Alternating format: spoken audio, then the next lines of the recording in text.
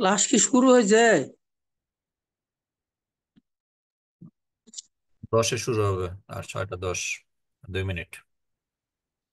আচ্ছা।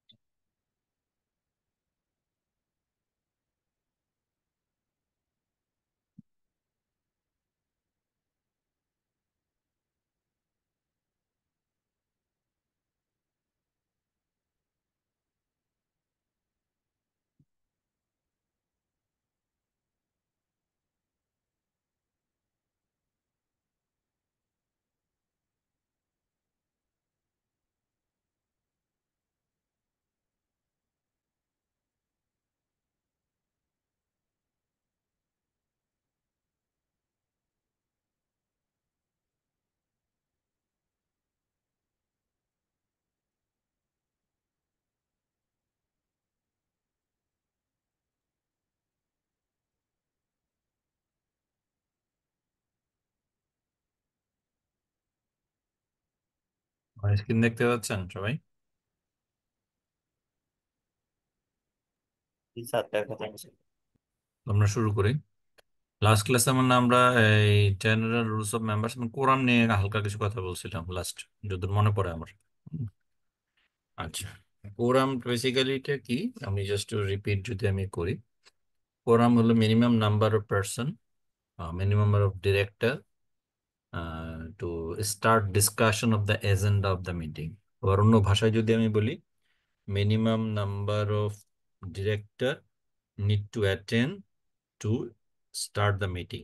হ্যাঁ, এটাকে বলতেছে কোরাম। আচ্ছা, কোরামের মেইন মানে প্রয়োজনীয়তাটা কি?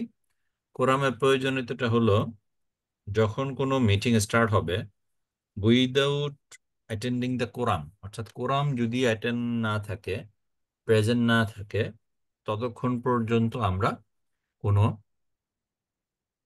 কোম্পানি একটার ভাষায় বলে ট্রানজেকশন বা বিজনেস ট্রানজেকশন আমরা শুরু করতে পারবো না। এবং কোরাম যদি এমনও হয় যে আমার মিটিং শুরু হইলো, মিটিং শুরুর সময় কোরাম ছিল, পরবর্তীতে সামহাও কোনো একজন চলে গেছে, কোরামটা নাই, তাহলে যখন কোরামটা থাকবে না ওই সময়ে কোনো সিদ্ধান্ত আসলে আমি এক্সিকিউট করতে পারবো না। এটা হলো কোরামের মূল এসেন্স। আচ্ছা, এখন দেখি আমাদের আইনে কি বলা আছে কোরাম নিয়ে। Quorum is the minimum number of members required to be present personally for conducting a valid meeting, provided proxy towards a quorum may be counted if permitted by the Articles of Association. আচ্ছা, প্রক্সির ব্যাপারটা আমি বলি। আপনারা এখানে তো নিশ্চয়ই অনেক কারো না কারো হয়তো বা পাবলিক লিমিটেড কোম্পানিতে বা লিস্টেড কোম্পানিতে বা শেয়ার মার্কেটে ইনভেস্টমেন্ট আছে। তো আপনারা দেখবেন যখন আপনাদের এজিএম হয়, এজিএম হওয়ার আগে আপনি কি পান? এজিএম এর নোটিশটা পান, নোটিশের সাথে আপনি ইয়া পান, আহ, আপনার ইয়া পান, কি বলে, ফাইন্যান্সিয়াল স্টেটমেন্টটা পান। দেখবেন ফাইন্যান্সিয়াল স্টেটমেন্টের লাস্ট পেজ একটা প্রক্সি ফর্ম থাকে। এই প্রক্সি ফর্মটা কেন দেয়?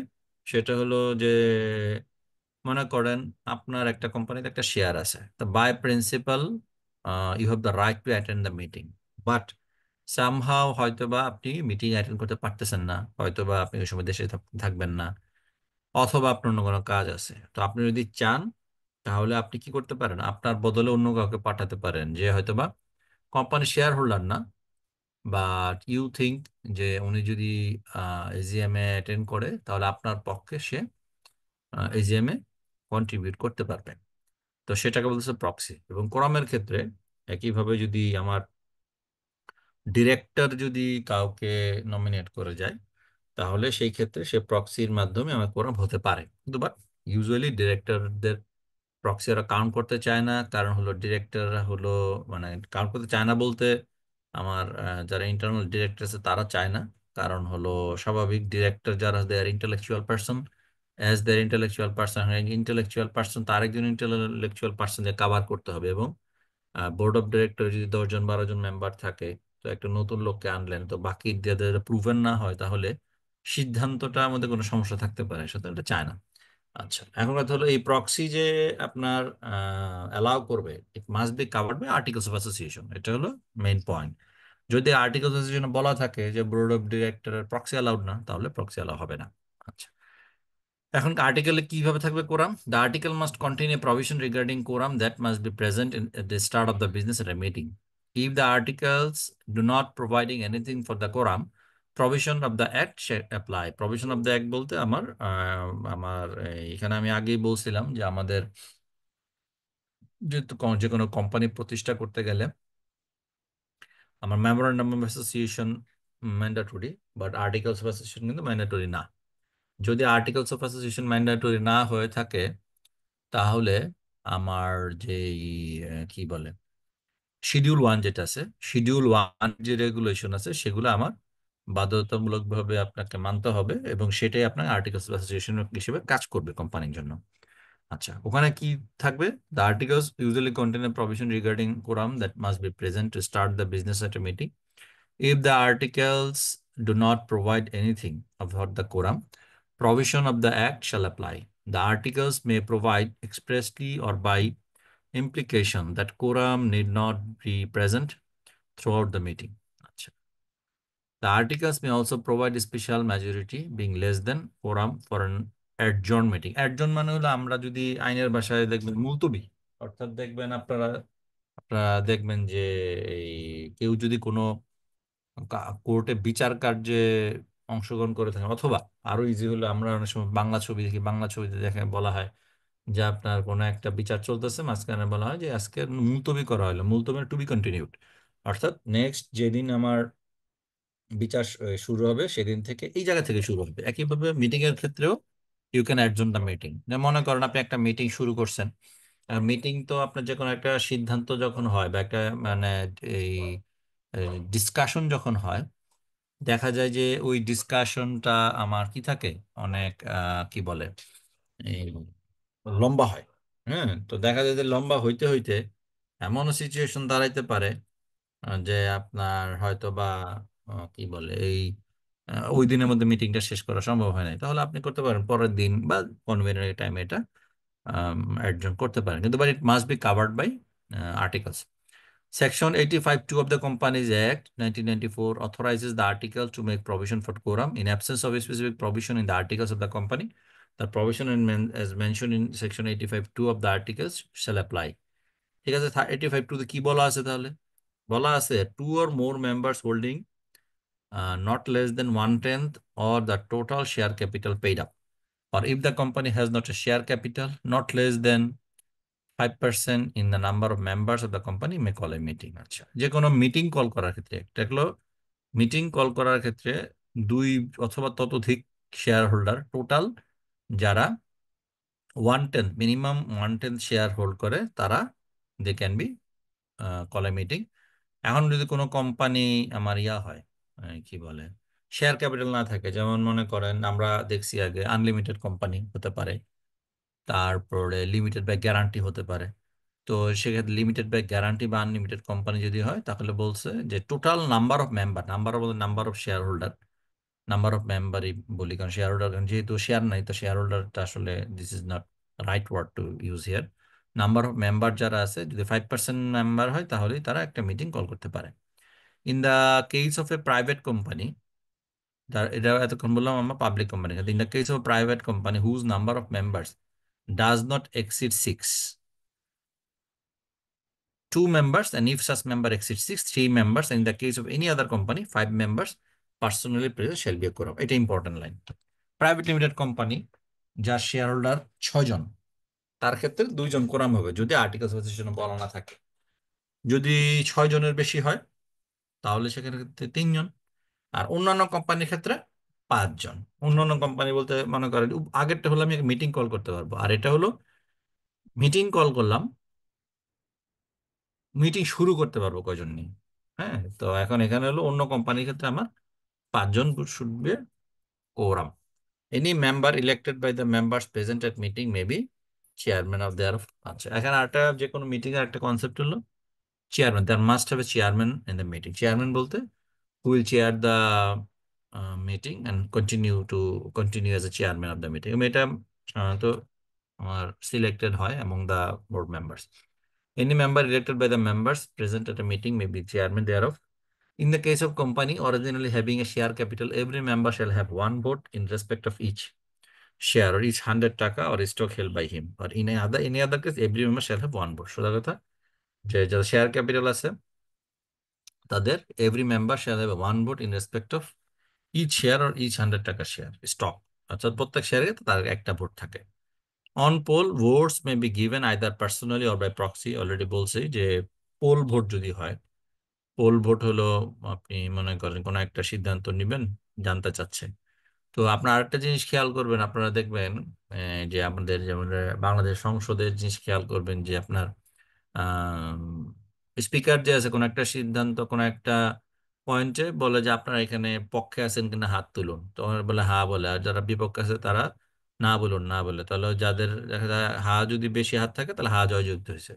এটা ওয়ান টাইপ অফ পোল ভোটের মতোই, কিন্তু but it must be covered in the articles. Articles বলা থাকে এই ধরনের ভোট এলাও হবে, তাহলে আমার এই ধরনের ভোট এলাও করে থাকে। The instrument appointing a proxy shall be in writing under the hand and the appointer, or if his attorney duly authorized in writing, or if the appointer is a corporation. আচ্ছা, এখন ব্যাপারটা হলো proxy. Proxy form, proxy must be, যে আপনি যেহেতু share holder, তো এই প্রক্সির মধ্যে আপনি you have to sign the proxy form. আচ্ছা, এটা বেসিক্যালি কখন কাজ করে? যেমন আপনার এজিএম, এজিএম এ কিন্তু যেহেতু এটা একটা পাবলিক লিমিটেড কোম্পানির AGM, everyone is allowed to join. So তখনই আপনার কোনো একটা প্রতিষ্ঠানের বোর্ড অফ ডিরেক্টর আপনার প্রক্সি ফর্মটা দেখতে চাবে, যদি আপনি হয়তো বা ওই মিটিং গেছেন, গিয়ে আপনি হয়তো বা কিছু বলতে চাচ্ছেন, আপনি হয়তো বা কোনো ভোটে জয়েন করতে চাচ্ছেন, তখন। আদারওয়াইজ এটা সাধারণত দেখতে চায় না, কারণ স্বাভাবিক একটা যেমন গ্রামীণ ফোনের এজিএমে যদি যান, ওখানে আপনার শেয়ার হোল্ডার আছে, আপনি মনে করেন যে 1 লাখ শেয়ার হোল্ডার আছে, 2 লাখ শেয়ার হোল্ডার আছে। এখন 2 লাখ শেয়ার হোল্ডারের মধ্যে মানে 20,000 প্রক্সি ফর্ম আছে, তাহলে 20,000 লোকে কি প্রক্সি ফর্ম চেক করবে? পসিবল না। Practical this not possible. যার কারণে প্র্যাকটিক্যাল যে সিনারিও হলো, যদি আপনি if you want to contribute there, then তারা প্রক্সি ফর্মটা দে উইল চেক। আচ্ছা, এরপর হচ্ছে provided that the appointment of proxy shall not be allowed in case of companies form under section 28, and a proxy may or may not be a member of the company. এটা খুব স্বাভাবিক। Proxy proxy তো কোনো share holder হতে পারবে না। Regulation 52. This is not compulsory as per Section 72 of Schedule 1 of the Companies Act. Provides the following with regard to quorum, public company. 5 members in present are required for quorum in general meeting to pass ordinary resolution or a special resolution or extraordinary resolution. তাহলে কয় ধরনের resolution পাইলাম? 3 ধরনের: ordinary, special, extra ordinary. এখন একটা প্রশ্ন থাকে যে ভাই আমি কোনটারে অর্ডিনারি বলবো, কোনটারে আমি স্পেশাল বলবো, কোনটারে এক্সট্রা অর্ডিনারি বলবো? সেম মিটিং এ 2 ধরনের রেজলিউশন হতে পারে কিনা? আচ্ছা, উত্তর হলো ইয়েস, পারে। এটা অর্ডিনারি রেজলিউশন গুলা হলো আপনার যেগুলা গতানুগতিক সিদ্ধান্ত যেগুলো হয়, যেমন মনে করেন financial statement approve, dividend approve, board of director rotation, এগুলো অর্ডিনারি রেজলিউশন। স্পেশাল রেজলিউশন হয় যদি আপনার স্পেশাল কোনো সার্কামস্টেন্সে কোনো ইস্যু ক্রিয়েট হয়, সেটাকে অবশ্যই ডিক্লেয়ার করতে হয় স্পেশাল রেজলিউশন। যেমন মনে করেন আপনি আর্টিকেলস স্পেসিফিকেশন চেঞ্জ আনতে চান, স্পেশাল রেজলিউশন লাগবে। আপনি মেমোরেন্ডাম কোনো চেঞ্জ করতে চান, স্পেশাল রেজলিউশন লাগবে। আপনি পাবলিক লিমিটেড থেকে প্রাইভেট লিমিটেড কোম্পানিতে ট্রান্সফার করতে চান, প্রাইভেট লিমিটেড কোম্পানি থেকে পাবলিক লিমিটেড কোম্পানিতে ট্রান্সফার, স্পেশাল রেজলিউশন লাগবে। জি বলেন, কিছু বলবেন? হ্যালো, ওকে, আচ্ছা। আর এক্সট্রা অর্ডিনারি, এখানে এক্সট্রা অর্ডিনারি কিছু আমার স্পেশাল ইয়ে থাকে, যেমন কোম্পানি উইন্ডিং আপ। হ্যাঁ, আমরা উইন্ডিং আপে পড়বো। উইন্ডিং আপের সময় মনে করেন যে আপনার এই ক্রেডিটরদের কনসেন্ট, সেখানে এক্সট্রা অর্ডিনারি লাগবে। Basically based on the agenda, সেইটার জন্য যেই আউটপুট, যেই মিটিং মাইনুটস আপনার এক্সপ্রেসড হবে, সেটাকে আসলে আমার ordinary or special or extra resolution আমরা বলি। প্রাইভেট লিমিটেড কোম্পানির ক্ষেত্রে বলছি দুইজন, আর two members present in person are required to form quorum for general meeting to pass ordinary special ordinary resolution. Waiting time of quorum, the articles of the company usually provide as to how long from the appointed time the members are required to wait for the quorum. আর্টিকেলে বলা থাকবে হ্যাঁ 30 minute পরে সর্বোচ্চ আমরা শুরু করব, বা 1 ঘন্টা পরে শুরু করব, বা এরকম বলা থাকে কোরাম না হওয়া পর্যন্ত শুরু করব না। ঠিক আছে? and if no quorum is present within the time, the what will happen to the meeting in absence of such provision in the article, the following will be applicable. এখন মনে করেন দুইটা হইতে পারে, একটা হইতে পারে যে আপনি আর্টিকেল বলছেন যে আপনি আধা ঘন্টার মধ্যে কোরাম না হলে মিটিং বাতিল হবে বা মিটিং অ্যাডজর্ন হবে, নতুন করে মিটিং এর শিডিউল হবে। তা আধা ঘন্টা হয় নাই, নতুন মিটিং শিডিউল হবে। এখন তারা আর্টিকেলস অ্যাসোসিয়েশন নাই, তারা কি করবে? তাদের জন্য এখানে একটা গাইডলাইন আছে, রেগুলেশন 53 কি বলছে?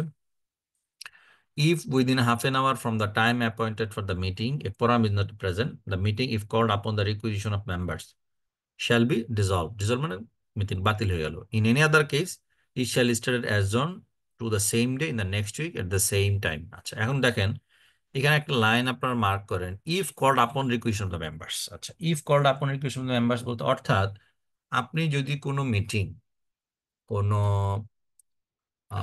মেম্বারদের শেয়ার হোল্ডার, অর্থাৎ একটা বোর্ড অফ ডিরেক্টররা কিন্তু ডাকে নাই, কোনো কারণে শেয়ার হোল্ডাররা মনে করতেছে যে যারা বোর্ড অফ ডিরেক্টর আছে তারা প্রপারলি কাজ করতেছে না, কোম্পানির জন্য ফেভারে কাজ করতেছে না, আমাদের এই এই এবং এটা নিয়ে আমাদের একটা কোনো একটা ইস্যু নিয়ে আমাদের একটা সিদ্ধান্ত নেওয়া দরকার।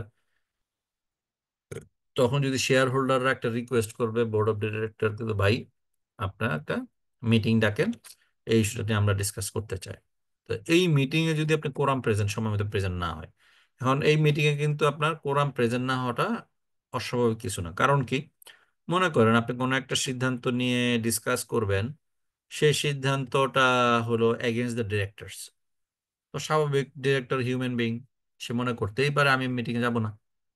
তো এখন কথা হলো যে ডিরেক্টর যদি যোগ সাজস করে, মনে করেন আমাদের 11 জন ডিরেক্টর আছে কোনো একটা কোম্পানির, কেউই গেল না, চেয়ারম্যানও গেল না, হ্যাঁ, যোগ সাজস করে না আমরা যাবো না, এই সিদ্ধান্ত ওরা নেই, কিভাবে নেবে?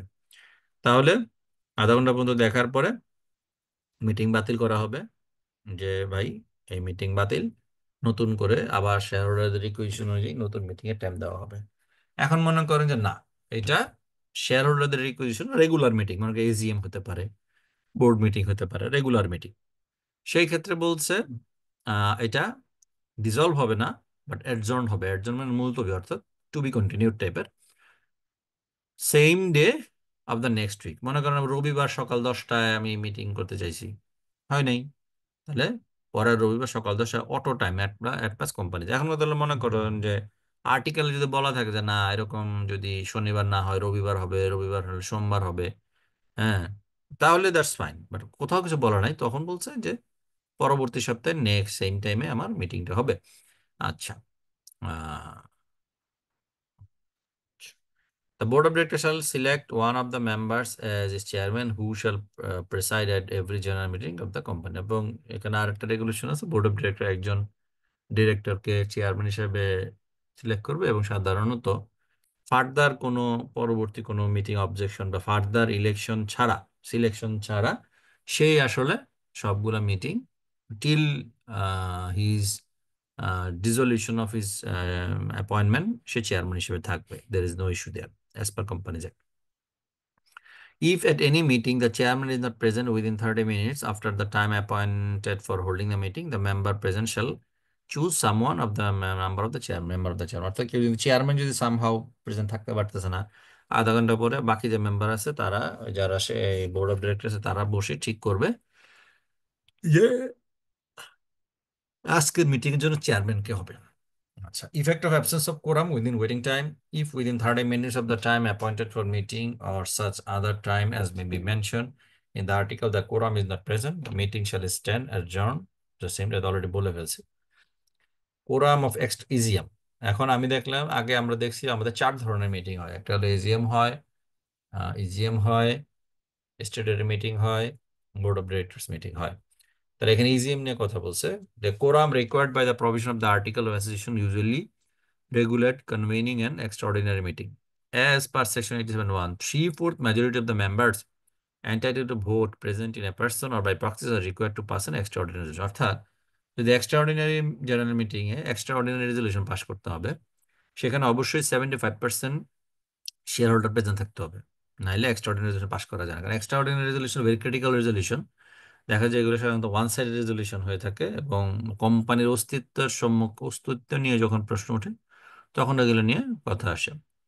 Unless the articles provide otherwise, quorum as per Schedule 1 shall be required to conduct extraordinary general meeting. Schedule মান বলতে একটু আগে যেটা বলা আছে, যদি কোথাও বলা না থাকে ওই 2-3 জনের যে হিসাব। Counting of representative towards quorum. Section 86 of the Companies Act, a company which is a member of another company may by resolution of directors authorize any of its official or any other person to act as its representative at any meeting of that other company, and the person so authorized be entitled to exercise the same powers on behalf of the company which he represents as if he were an individual shareholder of that other company। অর্থাৎ এটাকে বলছে company representative. যেমন আমি যদি একটা example দিই, মনে করেন বিকাশ। বিকাশের সবচেয়ে বড় শেয়ার হোল্ডার ব্র্যাক ব্যাংক, কিন্তু ব্র্যাক ব্যাংক তো পার্সন না, BRAC bank is institution. BRAC ব্যাংকের যে বোর্ড আছে তারা কি করবে, একজন রিপ্রেজেন্টেটিভ, অথরাইজ রিপ্রেজেন্টেটিভ দিবে যে ভাই তুমি বিকাশের বোর্ডে যাও on behalf of BRAC bank. So যেহেতু ব্র্যাক ব্যাংকের নিজের কোনো প্রাণ নাই, নিজের কোনো অস্তিত্ব নাই, সরি অস্তিত্ব বলে নিজের কোনো মানে কথা বলার শক্তি নাই, তার যে representative he or she will represent in the বিকাশ বোর্ড, এবং সে যা বলবে সেটা একেবারে, সে নিজে শেয়ার হোল্ডার হলে যা করতো তাই ওখানে গিয়ে সে রিপ্রেজেন্ট করবে for the benefit of the company. Quorum must be effective. The mere personal presence is not enough to form quorum. The quorum must be effective members qualified to vote. Therefore, a member not qualified to vote shall not be counted for quorum. Independent director. Independent director have the power to vote, obviously. কিন্তু but independent director হিসেবে কিন্তু তার কিন্তু আসলে as a share holder voting পাওয়ার নেই। তো এবং দেখবেন আপনার যখন কোরাম যখন কথা বলা থাকে, যারা শেয়ার হোল্ডার ডিরেক্টর আছে তাদের কথা সহ আসলে বলা থাকে কোরামের কথা। আর যে কোনো মিটিং ইফেক্টিভ হইতে হলে আপনাকে ইফেক্টিভ কোরাম লাগবে, ineffective quorum will not work. Authentication of accounts. Authentication বলতে হলো আমার সাইন, বেসিক্যালি আমার ফাইন্যান্সিয়াল স্টেটমেন্ট আমরা অবশ্যই যারা আমরা চাকরি করি বিভিন্ন কোম্পানিতে, অবশ্যই আমরা ফাইন্যান্সিয়াল স্টেটমেন্ট দেখছি। যারা যারা চাকরি করি না, পড়ার মধ্যে আছি, তারাও আশা করি দেখছি, বা দেখে না থাকলে দেখবেন। সেটা হলো আপনি যেটা করতে পারেন, যে কোনো একটা ওয়েবসাইট থেকে আপনার পাবলিক লিমিটেড কোম্পানির, যে কোনো কোম্পানির ফাইন্যান্সিয়াল স্টেটমেন্টটা ডাউনলোড করে জাস্ট সিগনেচারের পেজগুলো, আপনি ব্যালেন্স শিট, ইনকাম স্টেটমেন্টের পেজগুলো দেখলে বুঝবেন যে আসলে who basically, who are the basically signatory of the financials. আচ্ছা, দেখেন আমার ফাইন্যান্সিয়াল কোম্পানিজ একটা তো ফাইন্যান্সিয়াল স্টেটমেন্ট বলে না, এই কোম্পানিজ যেহেতু সেই আমি আগেও বলছি আপনাকে, এই কোম্পানি একটা 1913 সালের কোম্পানিজ অ্যাক্ট, সেটাই কন্টিনিউ হইতে হইতে এখনো চলতেছে। সামনে হয়তো আমরা নতুন কোম্পানিজ অ্যাক্ট দেখবো, কারণ কোম্পানিজ অ্যাক্ট 2023 একটা ড্রাফট ছিল, এটা ফাইনাল স্টেজে ছিল, ডিউ টু গভর্নমেন্ট চেঞ্জ এটা আসে নাই। সো ইন ফিউচার সামনে অচিরে আমরা এটা দেখতে পাবো, কারণ আমাদের যে কোম্পানিজ একটা আছে এটা আসলে ভেরি মাচ ব্যাকডেটেড। তো সেটাকে আরো আপডেট করে ওই নতুন কোম্পানি একটা করা হয়েছিল, সামনে হয়তো বা আসবে। তো ওখানে দেখবেন আপনার 2 ধরনের কোম্পানি আমরা মার্কেটে দেখে থাকি। একটা হলো আমার মানে যেটা ইউজুয়ালি ভিজিবল আমাদের কাছে, একটা হলো পাবলিক লিমিটেড কোম্পানি, একটা হলো প্রাইভেট লিমিটেড কোম্পানি। তো প্রাইভেট আমরা যদি দেখি, according to companies act, the balance sheet, profit and loss account, income and expenditure account shall be signed on behalf of the board of director. ব্যাংকের ক্ষেত্রে, in case of banking company, by the manager আর managing agent. এখানে manager managing usually CEO বোঝাচ্ছে, CEO ছাড়া অন্য কেউ হতে পারে, কিন্তু but usually CEO is the manager managing agent. If any or three directors where the number of directors is more than three, অর্থাৎ 3 জনের বেশি ডিরেক্টর হলে তাহলে 3জন ডিরেক্টর সাইন করবে, আর একজন কি সাইন করবে, ম্যানেজার ম্যানেজিং সিইও সাইন করবে। If their number is not more than three, ঠিক আছে। And three directors were the number of director more than three, আর by all the directors if their number is not more than three. আছে দুইজন director, তাহলে সব director sign করবে। তাহলে সর্বোচ্চ কতজন সাইন করতে পারবে? এখানে তিনজন, আর সিও চারজন।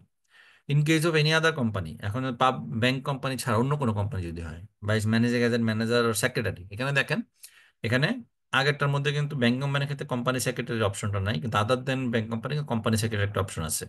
ম্যানেজিং এজেন্ট, সিইও অথবা secretary, if any, or by not less than two director, অর্থাৎ মিনিমাম দুইজন director of the company and one of whom shall be the managing director. অর্থাৎ তাহলে উপরে যদি আমি নিজে দিয়ে আলাদা ম্যানেজিং ডিরেক্টর কাভার করি, তাহলে উপরে ম্যানেজিং ডিরেক্টর ছাড়া কেউ একজন হবে। হতে পারে সে সিএফও, হতে পারে কোম্পানি সেক্রেটারি। আপনারা দেখবেন ম্যাক্সিমাম জায়গায় কোম্পানি সেক্রেটারি, অনেক জায়গায় সিএফও সাইন করে, আর জায়গায় কোম্পানি সেক্রেটারি সাইন করে।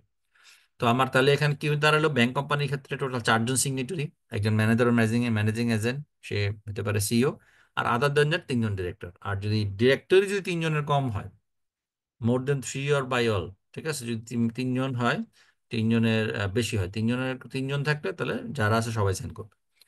আর অন্য কোনো কোম্পানির ক্ষেত্রে, ব্যাংক কোম্পানি ছাড়া, তাহলে ম্যানেজার ম্যানেজার, ম্যানেজিং এজেন্ট অথবা সেক্রেটারি, এবং দুইজন ডিরেক্টর, যেখানে আমাদের একজন থাকবে কে, আমার managing director, and two director of the company and one of whom will be managing director, তাহলে তিনজন।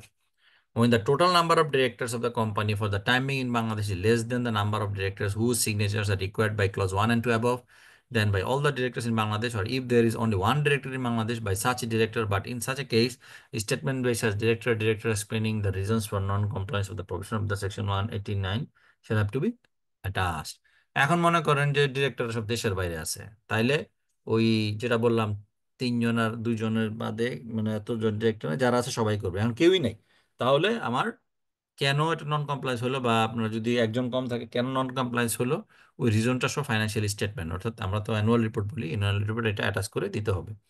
The balance sheet, profit and loss account and income statement, expenditure account shall be audited, অর্থাৎ before you approve it must be audited. কারণ audited financial statement you approve, unaudited financial statement তো আপনি সাধারণত approve করবেন না, AGM এ। The auditor's report shall be attach there, সেখানে auditors রিপোর্টটা দেওয়া থাকবে। ওকে, আচ্ছা, আমরা এখন নামাজে যাই। তারপরে 6:35 বাজে। আমরা ইনশাআল্লাহ বা 6:45-এ শুরু করার চেষ্টা করবো, ঠিক আছে? আপনারা 6:45-এর মধ্যে চলে আসবেন, ঠিক আছে? ঠিক আছে স্যার।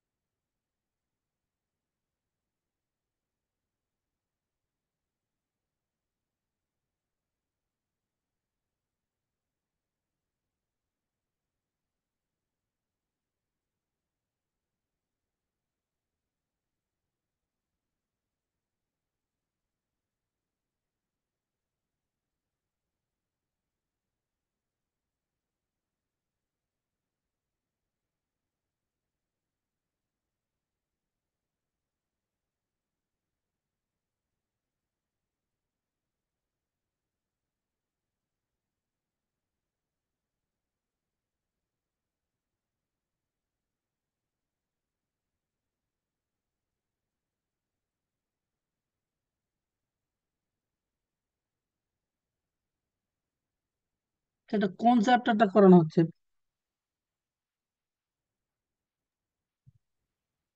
হ্যালো।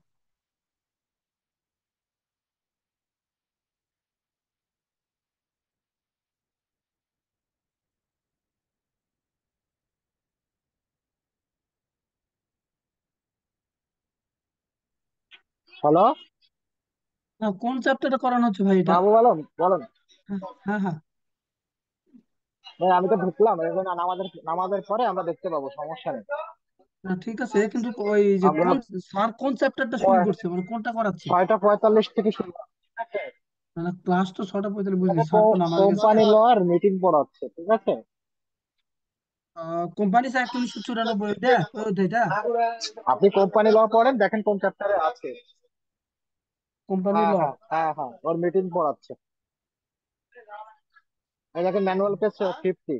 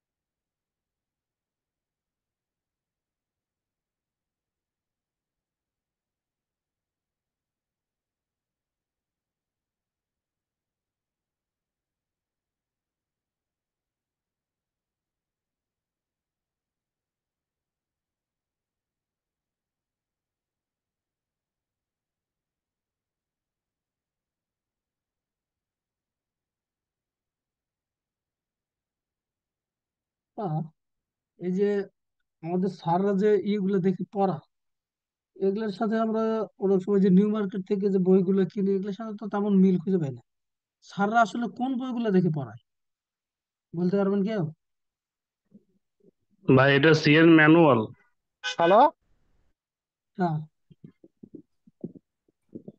CAB manual. আহ ভাই আমি একটু বলবো। হ্যাঁ, বলেন সিএমএ না বলেন। সিএ। সিএবি ম্যানুয়াল বলেন তো ভাই, আপনি সিএ বলেন। আইসি আইসি আইসি এ বি, ঠিক আছে, যে ওরা যে বইগুলো পড়ে আমরাও সেই বইগুলো পাবো আর কি, ঠিক আছে। আপনি হ্যান্ডবুক পেয়েছেন? হ্যান্ডবুকটা পাইছি, ওটা আমি যেদিন ভর্তি হই ওই দিনই নিছি। আইসি সি, আচ্ছা, ওই বুকে দেখেন যে কন্টেন্ট কি কি আছে, আপনার সাবজেক্টের কন্টেন্ট কি কি আছে, সিলেবাসের মানে ব্রেকডাউনটা কিভাবে আছে, বুঝতে হ্যাঁ হ্যাঁ, পারছেন? ওটা দেখছি। এখন বিষয় ওটা হচ্ছে দেখছি। এখন বিষয় হচ্ছে হ্যাঁ। আপনি মার্কেটে যে বইগুলো পাবেন সেটা তো হুম। একরকম হবে না। এখন আইসিএমইবি আপনাকে যে বুক বা ম্যানুয়াল দিবে সেটা থেকে বেসিক্যালি আর কি টেক্সট বুকের মতো আর কি ফলো করা হবে। এরপরে আপনি যা এখন কথা রেফারেন্স হচ্ছে বই। যে ওই ওই ম্যানুয়ালটাই তো ওরা দিচ্ছে না, 4 মাস হয়ে গেল, 4 মাস পর তো পরীক্ষা, তাহলে দিবে কোন দিন? ও আচ্ছা, আমাদেরকে আমরা তো এই মাসে আর কি অ্যাডমিশন নিয়েছি, এই জন্য আমরা জানি না যে 4 মাস ধরে দেয়নি। ওরা বলছে যে সময় লাগবে, পয়লা বৈশাখের পরে আর কি দিবে, এই মাসে দিবে আর কি। আইডি কার্ডও তো আমি তো দেয়নি। ভর্তি হয়েছি জানুয়ারিতে, সেই ও জানুয়ারি আচ্ছা, থেকে এখন পর্যন্ত। সমস্যা নেই, এটা হ্যালো, জি, আসসালামু আলাইকুম স্যার। পারবেন। এই আমরা বিজনেস শুরু লেভেল করি। খুব একটা ডিফিকাল্ট হবে না, পারবেন। হ্যাঁ, আমরা তাহলে শুরু করি, ঠিক আছে? তো আমরা নামাজের আগে দেখতেছিলাম যে আমাদের ফাইন্যান্সিয়াল স্টেটমেন্ট আসলে সাইন করবে কতজন, কে কে সাইন করতে পারবে। ব্যাংক কোম্পানির একটা আলাদা কিছু বলা আছে, এগুলো এখানে এক্সপ্রেস করা আছে, একটু আমরা দেখি। According to Section 38(2) of the Bank Companies Act 1991, balance sheet, profit and loss, and financial report shall be signed by, in the case of a banking company incorporated in Bangladesh, that means listed যারা, সাধারণত বাংলাদেশে bank যারা আছে, Bangladesh incorporate বলতে অর্থাৎ বাংলাদেশে যারা company হিসেবে registered in Bangladesh by the managing director or the CEO of the company, and where there is more than three director of the company by at least three of those directors, and where there are not more than three directors, all the director। অর্থাৎ এখানে bank companies একটা আলাদা করে বলে দেওয়া হয়েছে সিইওর কথা, কিন্তু কোম্পানিজ একটা সিইওর কথা বলা নাই ব্যাংকের ক্ষেত্রে, সেখানে বলা আছে ম্যানেজার, ম্যানেজিং ম্যানেজিং এজেন্ট। তো মনে রাখতে হবে যদি কোনো অ্যাক্ট কন্ট্রাডিক্ট করে, তাহলে যেটা যেই ইন্ডাস্ট্রির জন্য most applicable that will prevail. আচ্ছা, তাহলে এখানে ব্যাংক কোম্পানিজ একটা প্রিভেল করবে। And in the case of banking company incorporate outside Bangladesh, যেমন যারা বাংলাদেশে ব্রাঞ্চ অফিস আছে, যেমন স্ট্যান্ডার্ড চার্টার্ড ব্যাংক, এইচএসবিসি, সিটিএন, তাদের জন্য এগুলা। By the manager or managing agent of the principal office of the company. তো বাংলাদেশে যদি চিফ হিসেবে সিইও থাকে, সিইও, কান্ট্রি ডিরেক্টর থাকলে কান্ট্রি ডিরেক্টর, ম্যানেজিং ডিরেক্টর থাকলে ম্যানেজিং ডিরেক্টর, এক এক কোম্পানি এক এক নামে ডাকে, তাহলে সে, এবং by another officer next to seniority, অর্থাৎ নেক্সট লেভেলে সে সিএফও হতে পারে, সে একটা বিজনেসের হেড হতে পারে, সে চিফ রিস্ক অফিসার হতে পারে। অর্থাৎ এই দুইজন সাইন করবে ফ্রম দ্য কোম্পানি। আর মনে রাখতে হবে আমাদের অডিট রিপোর্ট তো সাইন করে অডিটর। সো একইভাবে ফাইন্যান্সিয়াল স্টেটমেন্ট আপনারা যদি দেখেন, আপনাদের ব্যালেন্স শিট এবং পিএনএল, প্রফিট অ্যান্ড লস, সেখানে কিন্তু অডিটরের সাইন থাকে। এবং অডিট রিপোর্ট যেটা থাকে, অডিট রিপোর্টে কিন্তু শুধুমাত্র অডিটরের সাইন থাকে, সেখানে কিন্তু ম্যানেজমেন্টের যারা রিপ্রেজেন্টেটিভ, যেটা তখন বললাম, তাদের সাইন থাকে না। এরপরে board report authentication and consequences of default. As per Section 184(1), there shall be attached to every balance sheet laid before a company in the general meeting, general AGM বোঝাচ্ছে, a report by the board of director which shall include কি থাকবে, statement of the company's affair, both the balance sheet, amount if any which the board proposes to carry to in a reserve in such balance sheet। যদি কোনো ওই বছর কোনো রিজার্ভে টাকা, মানে আপনি রিটেন আর্নিংস থেকে কোনো রিজার্ভে টাকা ট্রান্সফার করতে যান, এরকম কোনো এজেন্ডা থাকে, তো that should be there. Material change or and commitments, if any, affecting the position of the company which has occurred between the end of the financial year of the company to which the balance sheet is related and date of the report। অর্থাৎ এটাকে বলা হয় events after balance sheet date. আপনার যদি আমরা IFRS যদি কেউ পড়ে থাকি, আইএফআরএস আমরা দেখবো IAS 10 events after balance sheet date. অর্থাৎ যদি এরকম কিছু হয় যেটার কারণে মনে করেন ব্যালেন্স শিট আমার ক্লোজ হলো 31 ডিসেম্বর, আমার অডিট হয়তো বা ক্লোজ হলো 31শে মার্চ, তাহলে এখন এই বা অডিট রিপোর্ট আমার হয়তো বা এই মিটিংটা এজিএমটা হচ্ছে 31শে মার্চ অ্যাজিউমড, তাহলে আমার 31 ডিসেম্বর থেকে 31শে মার্চের মধ্যে এমন কোনো material event that impact the financials, তাহলে সেইগুলো সেখানে বলা থাকতে হবে। তারপর as per section 184(1), the board board's report and any addendum thereto shall be signed by the chairman if authorized in the behalf of the board or by the directors as required to the authorized accounts of the company। আচ্ছা, এই বোর্ডের report কি হবে এবং addendum এরকম change যদি হয়ে থাকে তাহলে অবশ্যই চেয়ারম্যান দ্বারা সাইন হবে, আর যদি চেয়ারম্যান না থাকে কোনো একটা যদি কোনো একজন ডিরেক্টর সাইন করবে। ফাইলিং অফ অ্যানুয়াল লিস্ট দরকার নাই আপাতত। ডিভিডেন্ড এন্ড রিজার্ভ কি বলছে? Regulation 96 of the Schedule 1, the company's general meeting may declare dividend, but no dividend shall exceed the amount recommended by the directors. Dividend shall be paid within the 2 months from the date of its declaration। আচ্ছা, এটা একটা আমি বলি, ডিভিডেন্ডের অ্যাপ্রুভালটা দুই লেয়ারে হয়। একটা হলো বোর্ড অফ ডিরেক্টর তার আগে একটা মিটিং করে তাকে প্রপোজ করে, সে তারা প্রপোজ করে বেসড অন কয়েকটা কনটেক্সট। একটা কনটেক্সট হলো রেগুলেশন মধ্যে যেমন যদি স্পেসিফিক রেগুলেশন বলে থাকে যে তুমি 20% কম ডিভিডেন্ড দিতে পারবা না, সো সেটা একটা মাথায় রাখা হয় 1 নাম্বার।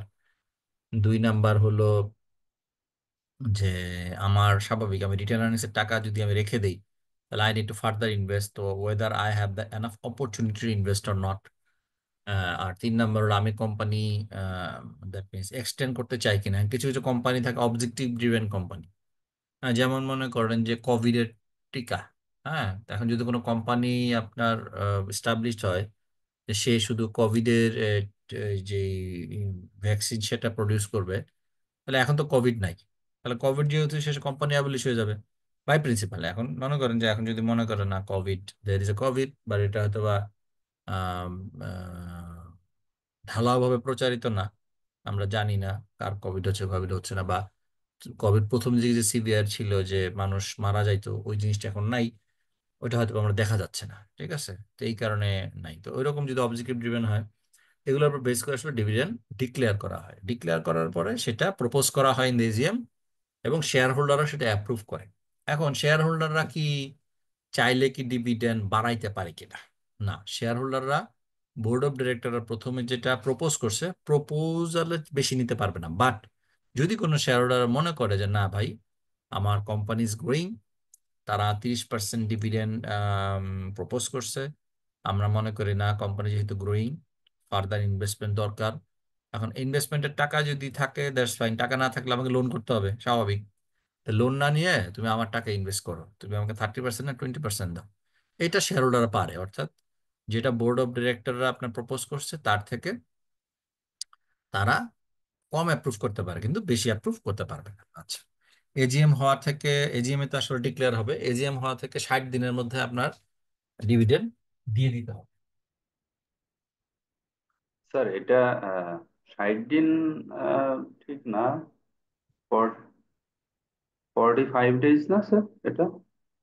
এখানে তো আমি উইদিন 2 মান্থস দেখছি আমি, dividend shall be paid within 2 months of his declaration, এই যে from the date of declaration. তাহলে আমার তাহলে রেগুলেশনটা চেক করতে লিস্টিং হবে। রেগুলেশনে বলা আছে স্যার।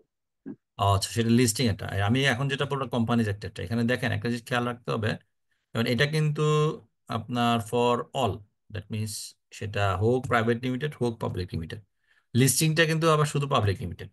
সো আমি যখন কোম্পানিজ একটা অ্যাসপেক্ট থেকে বলবো চেষ্টা করব কোম্পানিজ একটা অ্যাসপেক্টটা কাভার করতে, ইন এডিশন টু দ্যাট আমি অন্য কোনো রেগুলেশনটা জানলে সেটা কভার করবো, ঠিক আছে, যে স্যার নিচে আমরা আছে। এক্সামে কি মানে এটাই ফলো করব যেটা আমরা পড়তেছি, মানে অন্য কোনো রেগুলেশন বা আচ্ছা, অ্যান্সার দেওয়া এখানে যাবে? যদি আপনার ডিভিডেন্ড মনে করেন যদি পরীক্ষা আসে, এখন ডিভিডেন্ডের ক্ষেত্রে আপনার মনে করেন যে লিস্টিং রেগুলেশন আছে, কোম্পানি যেটা আছে, দুইটা কন্ট্রাডিক্ট করে, তখন দুইটাই আমরা উল্লেখ করব যদি আমরা পারি। আর যদি মনে করেন আমি পারি না, আমি শুধুমাত্র কোম্পানিজ একটা জানি, তাহলে কোম্পানিজ একটা বলবো, ঠিক আছে। বুঝতে পারছি, থ্যাংক ইউ স্যার। আচ্ছা, স্যার প্রোভাইডেড। একটা বিষয় একটু জানা ছিল আমার এখানেই আর কি, একটু রেলিভেন্ট মনে হলো আমার কাছে। মানে এমন কি কখনো হতে পারে বা এরকম কোনো নিয়ম আছে কিনা যে কোম্পানি ডিভিডেন্ড ডিক্লেয়ার করলো, সাপোজ হচ্ছে 2023-এর জুনে ডিভিডেন্ড ডিক্লেয়ার করেছে 10% হুম। সব শেয়ার হোল্ডারদের জন্য, কিন্তু তারা একটা সময় পরে এসে মনে করতেছে ফাইন্যান্সিয়াল ক্রাইসিসের জন্য যে 2024-এর যে এজিএমটা হবে, 23-এর ডিভিডেন্ড যেটা ডিক্লেয়ার করেছে এজিএম এ অ্যাপ্রুভ করেছে, 24-এর ফার্দার পরের বছরে ডিভিডেন্ড দেওয়ার জন্য ওই এজিএম এ এসে তারা ওই ডিসিশনটা চেঞ্জ করতে পারে কিনা, মানে পারবে না, তারা এখন এসে পারবে না, বলতেছে অলরেডি ডিসবার্স হয়ে গেছে না।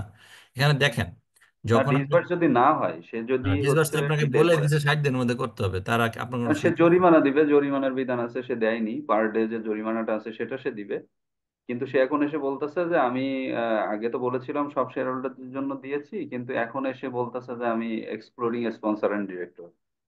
এইটা তারা করতে পারে কিনা পরের রেজিমে, পরের বছরে এসে আর কি। এইটা আসলে পরের রেজিমে তো অনেক সময়, এতদিন পর্যন্ত এখন আপনি তো আর একটা এজিএম করে পরের ওইজিএমে পরে সিদ্ধান্ত নিয়ে পরের রেজিমের জন্য অপেক্ষা করতে পারবেন না। আর দ্বিতীয় কথা হলো যে এখানে কয়েকটা জিনিস আছে। একটা জিনিস হলো এসএসসি যে রেগুলেটর, ডিএসসি যে রেগুলেটর। এসএসসি ডিএসসি আপনাকে এটা দিবে কিনা করতে, কারণ হলো এসএসসি তো আপনাকে কন্টিনিউয়াসলি পোক করতে থাকবে। আপনি এজিএম করছেন, আপনি আমাকে কনফার্ম করেন যে ডিভিডেন্ড আপনি পে করছেন কিনা।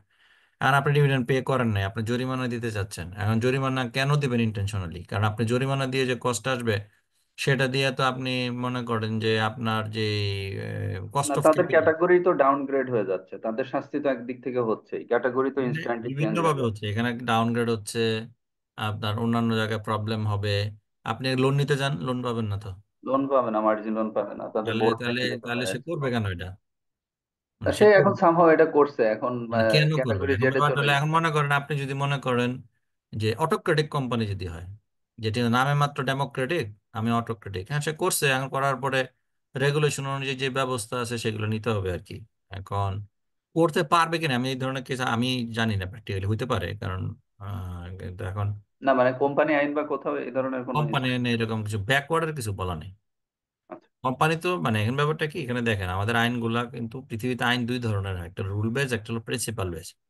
বাংলাদেশের রেগুলেশন কিন্তু প্রিন্সিপাল বেস। প্রিন্সিপাল বেসে কি বলা হয়েছে, আপনাকে কতগুলা নর্ম দিয়ে ওপেন ছেড়ে দেওয়া হয়েছে। এখন যদি ওটা না করেন কি হবে, তাহলে নর্মের এগেনস্টে যাওয়া হবে। বাট ইউএসএ কিন্তু রুল বেস। ইউএসএ কিন্তু বলাই আছে যে ভাই এটা তোমার করতে হবে, না করলে এই এটা থেকে যদি 0.1% এদিক সেদিক হয়, আমি মানবো না। প্রিন্সিপালে কিন্তু there always there is scope for judgement.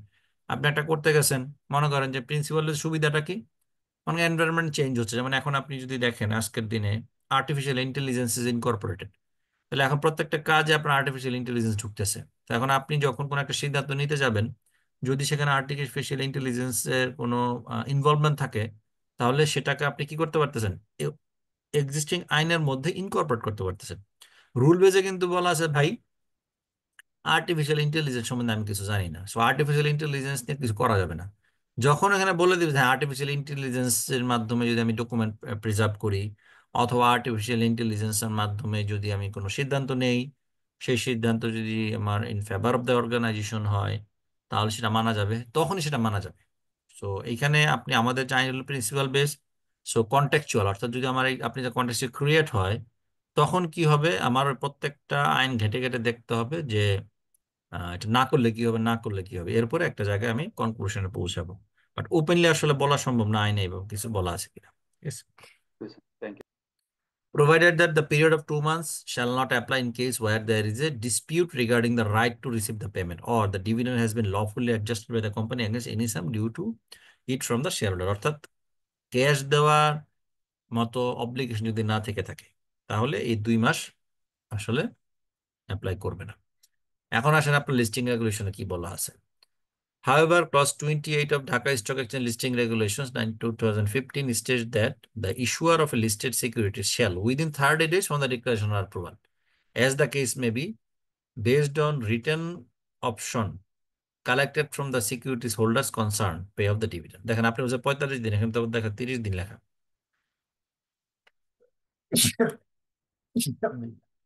G sir, ওটা ভুল ছিল আর কি, 30 দিনই হ্যাঁ, হবে, এজিএম থেকে 30 ডেজ এর মধ্যে পেমেন্ট করতে হবে, আর পরবর্তী 7 ওয়ার্কিং ডেজ এর মধ্যে ডিভিডেন্ড কমপ্লায়েন্স রিপোর্ট দিতে হবে। ওকে ওকে, ঠিক আছে। through transfer of cash dividend to the bank of securities holders depositing into the security holders account, provided that security holder will bear the applicable service charge, if any, of the securities holders banker. এটা আমরা ওই যে BO account charge যেগুলো তো আমরা নিজেরা bear করি। And also that the issuer shall simultaneously issue a letter of intimation of the securities holder containing, among others, the amount of tax deducted at source, if any,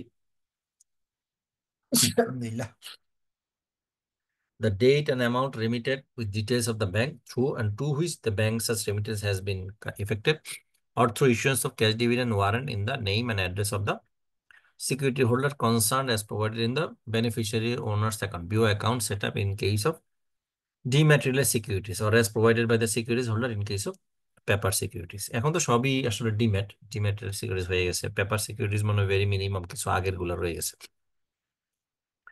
Pro transfer of stock dividend into the BO account of the shareholder in case of dematerialized share, and through issuance and delivery of the share certificate to the shareholder in case of paper share. An issuer of listed securities which makes a default in complying with provision of sub-regulation 1, respective directors, officers shall be jointly and severally liable to pay out to the exchange a penalty of taka 5,000 only for every day during the default continuance, provided that exchange shall notify the effect of such default and the name of defaulting issuer by notice or through online news or of the exchange. Provided further that any action under this sub-regulation 2 shall be without prejudice to the action or steps taken by any other person or authority. এই regulation গুলো আগে আমরা পড়ছি আর দেখলাম না, এখানে দেখেন question আছে গুলো, কতগুলো আপনারা একটু দেখবেন এগুলো। আচ্ছা, এরপর চলে আসি director. Book maintaining books of account. Maintaining books of account হলো আপনার রেজিস্টার্ড অফিস। প্রথম কথা হলো যে আমার কোম্পানি যে রেজিস্টার্ড অফিস, অর্থাৎ আমি যখন মেমোরেন্ডাম অফ অ্যাসোসিয়েশন অ্যাপ্রুভ করব, ওখানে there is a clause of registered office. তো আপনি রেজিস্টার্ড অফিসে সকল ধরনের বুকস অফ অ্যাকাউন্টস আপনাকে মেনটেন করতে হবে। কি মেনটেন করতে হবে? The director shall cause to be kept proper books of account with respect to all sums of money received and expended by the company, অর্থাৎ সকল ধরনের আয় এবং খরচ, and the matters in respect of which the receipts and expenditure takes place, cash expense, cash কি বলে income, all sale purchase of goods by the company, all the assets and liability of the company, cost account where applicable. প্রথম তিনটা দিয়ে আসলে সব cover করে ফেলে, কিছু বাদ থাকে না। আর লাস্ট ওয়ান হলো যে ম্যানুফ্যাকচারিং অর্গানাইজেশনকে যদি আপনার কস্টিং এর কিছু থেকে থাকে তাহলে সেগুলো সে মেনটেন করবে। সার্ভিস অর্গানাইজেশনে তার কস্টের কিছু নাই, ম্যানুফ্যাকচারিং গুলোতে আমার কস্টিং এর লাগে, ট্রেডিং এ কস্টিং এর কিছু নাই। The books of account shall be kept at the register office, যেটা বললাম already, of the company or at such other place as the directors may think fit, and shall be opened to inspection by the directors during business hour. অর্থাৎ আপনার financial statement অবশ্যই যেটা approved financial statement যেটা হবে সেটা সবার জন্য open থাকতে হবে to do inspection or audit, যেটা আমরা বলি। এবং এটা বিজনেস আওয়ারের মধ্যে হইতে হবে, নন বিজনেস আওয়ারে আসলে অ্যালাউয়েবল না, কারণ there is a scope for আপনার ইনফরমেশন চুরি হওয়ার একটা সুযোগ থাকে এই জন্য। The director shall from time to time determine whether or to what extent and at what times and places under what conditions or regulations the accounts and books of the company or any of them shall be open to the inspection of members not being a directors, and no members not being a director shall have any right of inspecting any account or books of accounts of the company except as confirmed by law or authorized by the directors or by the company in general meeting. আচ্ছা, এখানে the director shall, as required by section 183-84 of the Companies Act, cause to be prepared and to be laid before the company in general meeting, যেটা AGM বলি আমরা, such profit and loss accounts, income or expenditure account, balance sheet and reports as referred to in those sections. The profit and loss account shall, in addition to the matters referred to in subsection 2 of section 185 of the Companies Act, show arranged under the most convenient heads the amount of gross income diminished in case of bank company by the amount of any provision made to the satisfaction of the auditors for bad and doubtful debts, distinguishing the separate sources from which it has been derived, and the amount of gross expenditure distinguishing the expense of establishment, salaries and other like matters. এখানে আপনারা দেখবেন financial statement যখন তৈরি করেন, financial স্টেটমেন্টে আপনার admin এক্সপেন্সের মধ্যে কিছু এক্সপেন্স দেখেন এক্সপ্রেসলি বলা থাকে, যেমন স্যালারি, ডিরেক্টরস রেমুনারেশন, এই যে হেডগুলো কিন্তু এইখান থেকে ডিটেইল, মানে that means to understandable to the share holder or যারা ইন্সপেকশন করবে সেই পার্সপেক্টিভ থেকে এগুলো আসছে।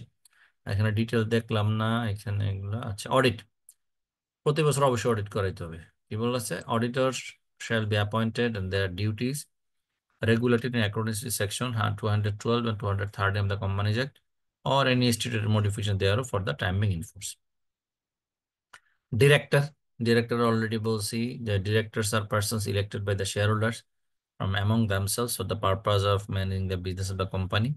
Public limited company, there is a separate of ownership from control. To protect the interests of the company and of the shareholder, there must be directors. Section 91 states that every public company and private company which is a subsidiary public company shall have at least 3 directors. অর্থাৎ কোম্পানিতে বলা আছে minimum 3 জন director, আর ওনার দেখে 2 director.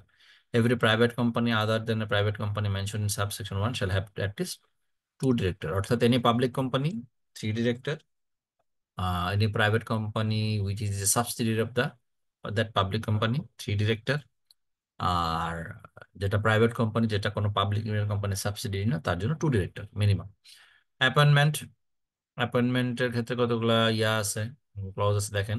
Every company shall have at least 3 director, minimum 3 জন director থাকতে হবে, এটা দেখলাম যেটা পাবলিক লিমিটেড কোম্পানির ক্ষেত্রে। Only natural person can be director. The director shall be appointed by members in general AGM এ আমার ডিরেক্টর অ্যাপয়েন্টেড হবে। Casual vacancy may however be fulfil by the director. Casual vacancy আগে আলোচনা করছি, casual vacancy fulfil করবে ডিরেক্টররা। Duration of office of the director shall be liable to determination at any time by retirement of in rotation, অর্থাৎ ডিউরেশনটা ঠিক করা থাকতে হবে কত দিনের জন্য হবে, এবং রোটেশন ওই ওই সময় যখন যখন ডিউরেশন টাইমে সে রিটায়ার করবে, রোটেটর নতুন ডিরেক্টর হতে পারে, সে রিঅ্যাপয়েন্ট হতে পারে, নতুন ডিরেক্টর আসতে পারে। A consent in writing by persons to act as director must be filed with the register, অর্থাৎ এনওসি, অর্থাৎ একজন ডিরেক্টর অবশ্যই তার কনসেন্ট আর জেসিকে জানাবে যে I have no objection to become the director of the company. A consent of directors to take qualification share must be filled with the register or sign the memorandum of association by taking qualification share. আমরা প্রথমে দেখছি qualification share হলো আর্টিকেলে বলা থাকে যে আপনি কোনো একটা কোম্পানির ডিরেক্টর হতে চান তাহলে আপনি মিনিমাম কোয়ালিফিকেশন শেয়ার নিতে হবে। তো সেটার জন্য একটা এনওসি লাগবে, যা আই হ্যাভ নো অবজেকশন, কারণ অনেক সময় অনেকে জোর করে বলতে পারে আপনার শেয়ার নিতে হবে। A signed consent to act as a director should accompany by the proposal for directorship to the company. A director away from Bangladesh for a consecutive period of at least 3 months may appoint his alternate director, মানে যতদিন সে থাকবে, অর্থাৎ 3 মাসের বেশি সময় যদি minimum 3 মাসের বেশি সময় যদি সে বাইরে থাকে, তাহলে অল্টারনেট ডিরেক্টর অ্যাপয়েন্ট করতে বলতে পারে। Ifs authorised by the article or by resolution of the general, অর্থাৎ যদি আর্টিকেল স্পেসিফিকেশন বলা থাকে অল্টারনেট ডিরেক্টর করা যাবে তাহলে করবেন, যদি আর্টিকেলে বলা নাই তাহলে রেজলিউশন পাস করে, আমরা মিটিং এ আপনি একটা মিটিং মাইনস করে রেজলিউশন পাস করে আপনি করতে পারবেন। Who cannot be a director? Restriction or appointment. Section 92 of the Companies Act lays down that a person shall not be capable of being appointed director of a company by the article, shall not be named as a director or proposed director of a company or in relation to any intent company in any prospectus issued by the company or in any statement in lieu of prospectus filed by or on behalf of the company unless before the registration of the article of the publication of the prospectus or the filing of the statement in lieu of the prospectus as the case may be, he has by himself sign authorized in writing. এটার main জিনিস যে আপনার NOC, যদি সে company যে কোনো একজন director আপনি appoint করছেন কিন্তু সে তার এনওসি দেয় নাই আর জেসিকে জানায় নাই যে আমি ডিরেক্টর হতে কোনো আপত্তি নাই, তাহলে সে আসলে ডিরেক্টর হতে পারবে না, অবশ্যই তার এনওসি লাগবে। Sign and file with registered in consent in writing to act as a director, যেটা বললাম। And in the case of a company having a share capital, either sign the memorandum for a number of shares not less than his qualification share or taken from the company or paid or agreed to pay for his qualification share, or sign and file with the register a company in writing to take from the company and pay his qualification share, or made or filed with the register an affidavit to the effect that a number of share not less than his qualification share are registered in his name. এবং যখন সে consent দিবে তখন সে একটা consent দিবে যে ভাই আমি qualification share কিনছি যতটুকু আমার জন্য অ্যাসাইন করা ছিল, এখন কিনি নাই মনে করে, কিনি নেই, তাহলে বলতে হবে যে ভাই as per articles of association এত তারিখের মধ্যে, হয়তো বা সেটা সর্বোচ্চ 60 দিন হয়, 60 দিনের মধ্যে আমি কিনবো, না আদারওয়াইজ আমার ডিরেক্টরশিপ বাতিল হয়ে যাবে। On the application of a registration of the memorandum article, if any of the company, the applicant shall file with the register a list of the persons who have consented to be director of the company. অর্থাৎ যখন memorandum article যখন আপনি রেজিস্ট্রেশনের জন্য দিবেন, ওখানে কিন্তু যারা ডিরেক্টর হওয়ার জন্য কনসেন্ট দিছে তাদের একটা লিস্ট দিতে হবে, প্লাস এনওসি গুলো দিতে হবে। If this list contains the name of any person who has not so consented, অর্থাৎ সে এনওসি দেয় নাই, the applicant shall be liable to a fine not exceeding 2000 টাকা। অর্থাৎ প্রথম দায়িত্ব হলো তার এনওসি নিতে হবে, এবং এনওসি নেওয়ার পরে তার আর্টিকেলস অফ মেমোরান্ডাম যখন রেজিস্ট্রেশনের জন্য দিতে হবে, সাথে নামগুলো দিতে হবে। The above provision shall not apply to the appointment of CEO.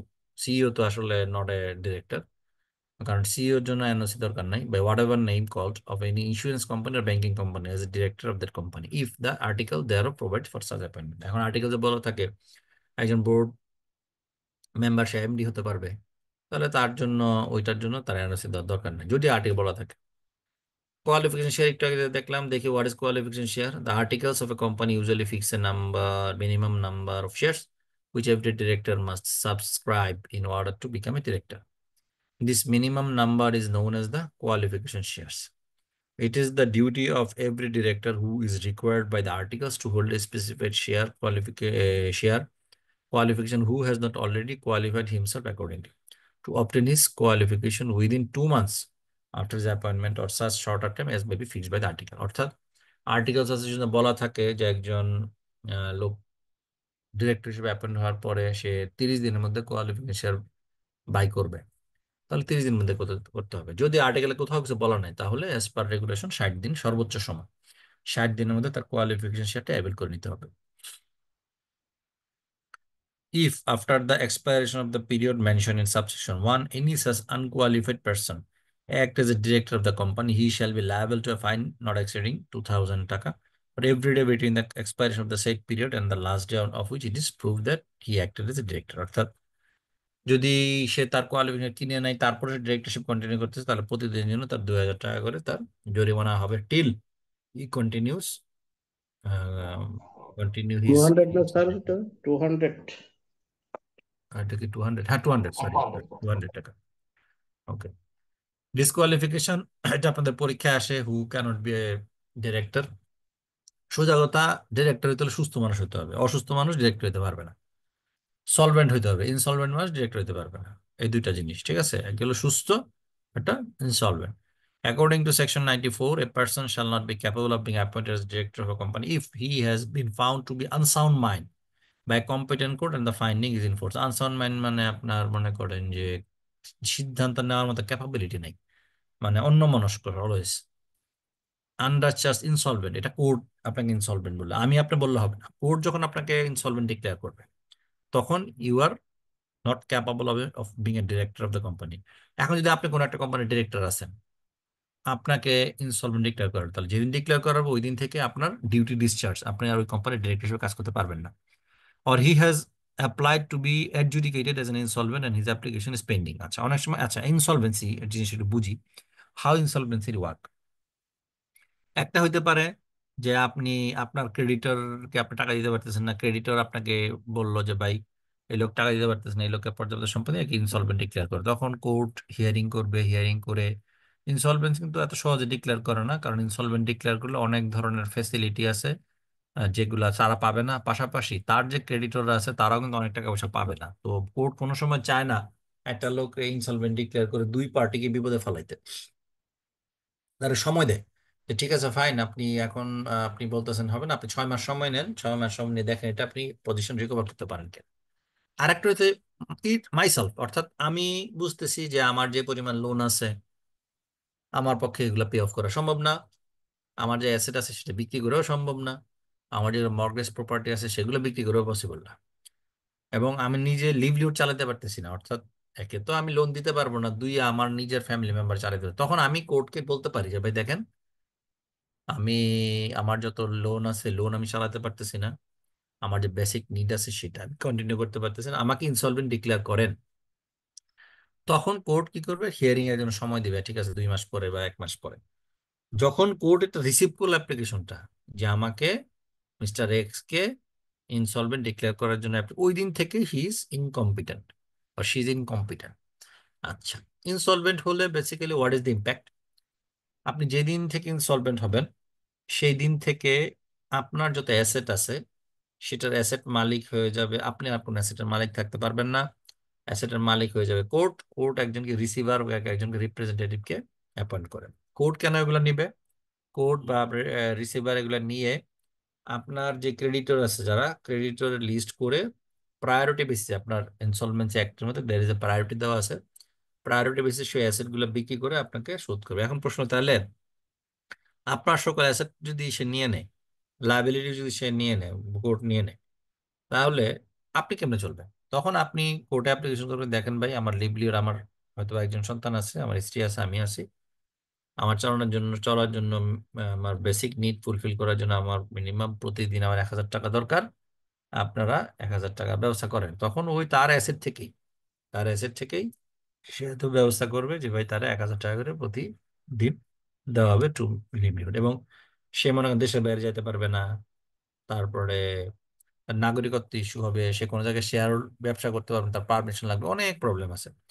R vice versa, তার লাইবিলিটি ডিসচার্জ হয়ে যাবে। এখন কথা হলো এক লোক 100 কোটি টাকা পায়, সে তার কোর্ট তাকে ইনসলভেন্ট ডিক্লেয়ার করছে, তার অ্যাসেট বিক্রি করে 10 কোটি টাকা দিতে পারছে, ওই লোক আর কোনোদিন ওই লোকের কাছে বাকি 90 কোটি টাকা চাইতে পারবে না, কারণ সে ইনসলভেন্ট। এখন প্রশ্ন হলো সে ইনসলভেন্ট থেকে যদি সলভেন্ট হয় তাহলে কি ডিমান্ড করতে পারবে কিনা? ইয়েস, তাহলে পারবে।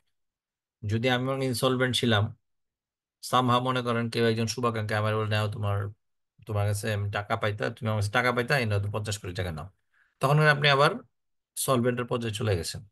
তখন আপনার এই যারা আপনার স্টেক হোল্ডার আছে তারা আপনার কাছে আসতে পারবে যে ভাই টাকা দাও, কিন্তু বাট যেহেতু কোর্টের মাধ্যমে আপনি ইনসলভেন্ট ডিক্লেয়ার করেছেন, it must be resolve by court. আচ্ছা, এরপর কি বলছে যে he is not a paid any call in respect of shares of the company held by him whether alone or jointly with others, and 6 months have elapsed from the last day fixed for the payment of the call. এটা এখন আর হয় না, আগে হইতো। যে যে দুই এরকম হয়, মনে করেন যে ইনস্টলমেন্টে যদি কোনো পারচেস থেকে থাকে, যে 2টা বা 3টা বা 4টা, কোন একটা ইনস্টলমেন্টে তার কাছে চাওয়া হয়েছে, 6 মাস যাবত সে টাকা দিচ্ছে না, তাহলে সে ডিরেক্টর হতে পারবে না, বা সে যে ডিরেক্টর যদি থাকে তাহলে তার পজিশন ভ্যাকেন্ট হয়ে যাবে। Minor cannot be director. Okay, minor representative can be director. The minor cannot be director. A company may, in its articles, provide additional ground for disqualification. এখন যদি কোম্পানি আর আর্টিকেলে কিছু এডিশনাল গ্রাউন্ড মেনটেন করে, যেমন ethnic অনেক কিছু থাকতে পারে। Ethnic বলতে হলো যে মনে করেন যে আমি এই কোম্পানিটা মনে করেন পাহাড়ি অঞ্চলে আছে, এটার ওনাররা সব পাহাড়ি লোকজন, এখন সে যদি বলে দেয় যে না এখানে নন পাহাড়ি কেউ ডিরেক্টর হতে পারবে না, তো এটা একটা এথনিসিটি ব্যাপার, হ্যাঁ এটা বলতে পারে চাইলে। হ্যাঁ, তো আবার অনেক কিছু অর্গানাইজেশন রিজিয়নাল, যে বা আপনার কি বলে বেসড অন রিলিজিয়ন, যেমন মনে করেন আপনার কোন একটা অর্গানাইজেশন, এটা মনে করেন যে কথার কথা মুসলমানদের কি করে ধর্মীয় জিনিসপত্র বানায়, যেমন নামাজের মুসলা, কোরআন শরীফ ছাপায়। তখন ওখানে যদি সে বলে দেয় যে এখানে কোনো শেয়ার হোল্ডার বা ডিরেক্টর কোনো আদার দেন মুসলিম হতে পারবে না, হ্যাঁ ওটা বলতে পারে, এটা বেসড অন রিকোয়ারমেন্ট। তবে এটা অবশ্যই, তো এটা যদি আপনি বললে তো হলো না, এটা must be approved by the RJSC approve করতে হবে। যেটা এখন আপনি ইন্ডিয়াতে একটা সমস্যা হচ্ছে, আপনি যদি দেখে থাকেন ওই যে কি আইন করতে চায় ওরা, ওই যে ওয়াকফ আইনের ওয়াকফ বোর্ডের মধ্যে নন মুসলিম তারা ঢুকাতে চাচ্ছে আইন চেঞ্জ করে, যদিও বা হাইকোর্ট চ্যালেঞ্জ করছে, যে হাইকোর্ট বলছে যে এই নন মুসলিম দিয়ে এখানে বেনিফিট কি হবে। তো এটা এখনো পেন্ডিং, হিয়ারিং এর জন্য পেন্ডিং আছে। আচ্ছা, vacation of the office of director. Vacation বলতে কোম্পানির ডিরেক্টর চলে গেছে, অথবা কোম্পানির ডিরেক্টরশিপ নাই এখন, ঠিক আছে। Under section 108 of the Companies Act, the office of a director shall become vacant under the following circumstances: if he fails to obtain within the due date or at any time thereafter ceases to hold the qualification share of any necessary for his appointment, he is found to be insolvent, he is adjust and insolvent, or যেমন আগের যে চারটা হয়েছে, এই যে চারটা কারণ, হ্যাঁ, এই পাঁচটা, এই প্রথম চারটা যেটা, এই চারটা যখন হয়ে যাবে তখনই সে ইনসলভেন্ট হয়ে যাবে, সোজা কথা। এখানে চারটা, if he or any firm of which he is a partner or any private firm, company of which he is a director, without the sanction of the company, general meeting accepts or holds any official profit under the company other than that of managing director, manager আর legal technical adviser, banker. অর্থাৎ আপনি director হিসেবে শুধু remuneration ছাড়া আর কিছু পাওয়ার এখতিয়ার নাই, dividend পাইতে পারেন। এখন আপনি যদি এমপ্লয়ি ডিরেক্টর হন, যেমন ম্যানেজিং ডিরেক্টর অথবা কোনো একটা finance director private limited company থেকে, তাহলে আপনি পাইতে পারেন। আদার দিন কিন্তু আপনি পাইতে পারেন না। যদি নিয়ে থাকেন কোম্পানি থেকে, তাহলে সাথে সাথে আপনার ডিরেক্টরশিপ বাতিল হয়ে যাবে। If he absents himself for 3 consecutive meetings, অর্থাৎ director or from all the meetings, the directors for a continuous period of 3 months, whichever is longer, অর্থাৎ কেউ যদি পরপর 3টা মিটিং অথবা 3 মাস, কন্টিনিউয়াস 3 মাসের জন্য মধ্যে যে মিটিং হচ্ছে, whichever is longer, অ্যাবসেন্ট থাকে, তাহলে তার এবং সেটা অবশ্যই উইদাউট এনি নোটিফাইং, আর সে নোটিফাই করছে যে ভাই আমি দেশের বাইরে যাব, 1 মাস বাইরে থাকবো, তখন কিন্তু এই যে তার এই যে অ্যাবসেন্টের পিরিয়ডটা সেটা কাউন্টেড হবে না। If you are any firm of which he is a partner or any private company of which he is a director, as well as a loan or guarantee from the company in contravention section 103, 103-এ বলা আছে, নিচে দেখবেন loan কখন নেওয়া যাবে, কতটুকু নেওয়া যাবে, কোন টার্মে নেওয়া যাবে। যদি সে কন্ট্রাভেন করে, যে লোন নিছে কিন্তু 103 সে মানে নাই, তাহলে তার ডিরেক্টরশিপ ক্যান্সেল হয়ে যাবে। If he acts in contravention section 105, 105 যদি না মানে, তাহলে তার ডিরেক্টরশিপ ক্যান্সেল হবে। লোন টু ডিরেক্টর সিম্পল যদি আমি বলি, যদি কোনো কোম্পানির ব্যবসায়ী হলো লোন দেওয়া, যেমন ব্যাংক এন্ড বিএফআই, সেখান থেকে লোন নিতে পারবেন, সমস্যা নেই ডিরেক্টর হলেও। বাট আপনার কাজ লোন দেওয়া না, তাহলে আপনার লোন নেওয়াটা লজিক্যাল না। আচ্ছা, কি বলছে? Section 103(1) states that no company other than a lending company, যেটা আমি বললাম bank and BFI mentioned below, shall make any loan or given any guarantee or provide any security in connection with the loan made by a third party to any director of the leading lending company, any firm in which any director of the lending company is a partner, any private company of which any director of the lending company is a director or member, any public company the managing agent, manager or director were of is accustomed to act in accordance with the directions or instructions of any director or lending company। সোজা কথা, যেসব company loan দেওয়া যার কাছে, সেখান থেকে loan নেওয়া যাবে, অন্যদের ক্ষেত্রে লোন দেওয়া, ডিরেক্টর ক্ষেত্রে লোন দেওয়াটা prohibited. Director not to hold office of profit, already বলছি। Removal of director, appointment of managing director, অ্যাপয়েন্টমেন্টের ক্ষেত্রে কি company shall not appoint or employ any individual as managing director for a term not exceeding 5 বছর। অর্থাৎ সর্বোচ্চ 5 বছরের জন্য সে কি করতে পারবে? আপনার ম্যানেজিং ডিরেক্টর হিসেবে অ্যাপয়েন্ট করতে পারবে। Any individual holding at the commencement of this act the office of the managing director in a company shall, unless his term expires earlier, be deemed to have vacated his office immediately on expiry of 5 years from the commencement of this act. Nothing contained in subsection 1 shall be deemed to prohibit the re-employment or extension of the term of office of any person as managing director for a further period not exceeding 5 years। প্রতি 5 বছরের জন্য renew করা যাবে, মানে in occasion. However, no such reappointment, re-employment or extension of term of office shall be made without the consent of the company in general meeting। আচ্ছা, আজকে যেহেতু আর 5 minute আছে, লিকুইডেশনটা একটু ইম্পর্টেন্ট। লিকুইডেশনটা আমি শুরু করব না, নেক্সট ক্লাসে শুরু করব। নেক্সট ক্লাসে আমি লিকুইডেশনটা শেষ করে দিয়ে এরপরে নতুন আইনে চলে যাব। আচ্ছা, এখন আপনাদের, আমি জানি না how you are taking preparation. আমি যেটা আপনার যে এখানে যে কোশ্চেন যেগুলো আছে সেগুলো আপনারা একটু পড়েন। পাশাপাশি আমি কিছু শেয়ার করবো আপনাদের সাথে, সেটা হলো আইসিএবির প্রিভিয়াস কোশ্চেন, কেস কোশ্চেন যেগুলো আছে ওগুলো আপনাদের সাথে শেয়ার করবো, ওগুলো আপনারা একটু দেখেন, দ্যাট উইল ওয়ার্ক। স্যার, আসসালামু আলাইকুম স্যার। মাহমুদ ওয়ালাইকুম বলছিলাম স্যার। আসসালাম। স্যার জি বলেন। মোটামুটি আমাদের কিন্তু সময় নাই, 3.5 মাসের মতো 4 মাসের মতো সময় আছে, কিন্তু জি, আমরা এখনো ওই যে স্টাডি ম্যানুয়ালটা পাই নাই। এখন স্যার ম্যানুয়াল মানে পাবেন না কেন? সফট কপিতে অ্যাভেলেবেল, পাবেন না কেন? সফট ওখান থেকে কপি, দেওয়ার কথা ওরা দেয় না এখন, তাহলে আমাদেরকে প্রিন্ট করে নিতে হবে আর কি হ্যাঁ স্যার। প্রিন্ট করে নেন। এই জন্য এই জন্য বলতেছি যে স্যার, মানে এই যে আমরা যে স্টাডি ম্যানুয়ালটা পড়তেছি, এটা হ্যাঁ, পড়লেই কি আমাদের জন্য সাফিসিয়েন্ট, নাকি আরো অন্য কিছু করতে হবে স্যার? আচ্ছা, আপনি স্টাডি ম্যানুয়ালটা দেখছেন ভিতরে? দেখছি। ওকে, এখন আপনি বলেন, আপনি 3 মাসে স্টাডি ম্যানুয়ালটা পুরো শেষ করতে পারবেন? এটা তো স্যার অনেক বড়। কারেক্ট। তাহলে কি আপনার এই যে স্টাডি ম্যানুয়াল যেগুলো আছে, যেই টপিক যেগুলো আছে, এগুলো আমাকে পড়তে হবে, পাশাপাশি প্রিভিয়াস কোশ্চেন।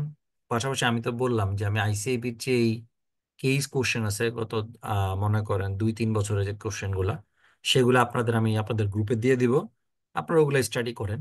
এখন which is sufficient I cannot say, but you have to take your preparation at best. ওকে, এখন মনে করেন এটাই আপনি শেষ করতে পারতেছেন না, নতুন বইয়ের চিন্তা করতেছেন। সো এখানে দুইটা ম্যানুয়াল আছে, একটা আইসিএবি এর ম্যানুয়াল আছে, আমি আইসিএবি টা পড়াচ্ছি, আইসিএমএবি এরও কিন্তু একটা ম্যানুয়াল আছে। সো আপনি আইসিএবি এর ম্যানুয়ালটাকে দেখেন, যে টপিক গুলা আপনার আইসিএবি ম্যানুয়ালটা আছে কিন্তু আইসিএবি তে কভার করা হয়নি সেগুলো আইসিএমএবি থেকে দেখবেন। পাশাপাশি এই যে প্রিভিয়াস কোশ্চেন আপনি যদি 3 বছর ধরেন বা 2 বছর ধরেন, বেশি যদি সময় অনেকে হবে না, 2 বছর ধরলাম, 2 বছর আমার পরীক্ষা হয়েছে কয়টা, 6টা, তাহলে এই 6টা কোশ্চেনের মধ্যে কি কি কোশ্চেন আসছে, ওই টপিক গুলো আমার কাভার্ড কিনা সেগুলো আমি দেখি। সেভাবে I have to take preparation. যদি আমি সময় পাই 6টার জায়গায় আমি 9টা দেখবো, সময় পাইলে 9টার জায়গায় 12টা দেখবো। ক্লিয়ার?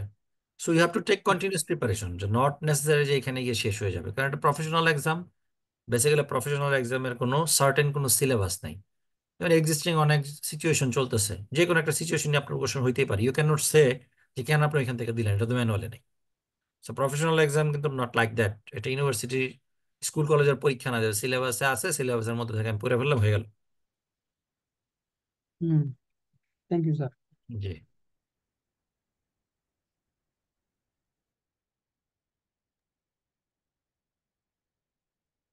কারো কোনো কোশ্চেন থাকলে বলেন, নাহলে আই ক্লোজ টুডে। নেক্সট ক্লাসে ইনশাল্লাহ কোম্পানি এক শেষ হবে, নতুন একটা এক শুরু হবে।